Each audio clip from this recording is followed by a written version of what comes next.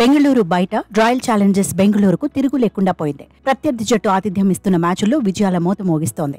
సీజన్లో 4వ విజయాన్ని బెంగళూరు బయటే సాధించింది. జైపూర్లో దూకుడు కొనసాగించి ఆతిథ్య జట్టును చిత్తు చేసింది.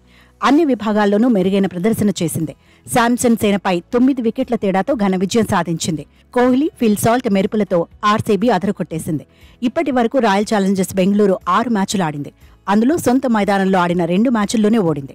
బయట ఆడిన 4కు 4 మ్యాచ్లు గెలిచింది. రాజస్థాన్ రాయల్స్ కు మాత్రం మరో దెబ్బ తప్పలేదు. ఆడిన 6 మ్యాచ్ల్లో 4 మ్యాచ్లు ఓడిపోయింది.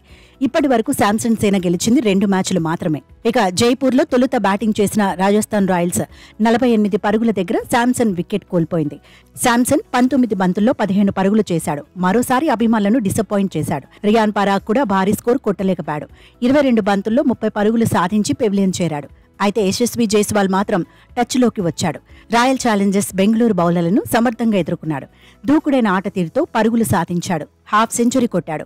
అయితే హేజిల్వుడ్ బౌలింగ్లో వికెట్ల ముందు దొరికిపాడు. ఓవరాల్గా 47 బంతులు ఎదుర్కొన్న యశస్వి జైస్వాల్ 75 పరుగులు సాధించాడు. ఇందులో 10 ఫోర్లు 2 సిక్సర్లు ఉన్నాయి. హెట్మేయర్ త్వరగా అవుటైన ధ్రువ్ జురేల్ నిలబడ్డాడు. దీంతో రాజస్థాన్ రాయల్స్ 4 వికెట్లకు 173 పరుగులు చేసింది.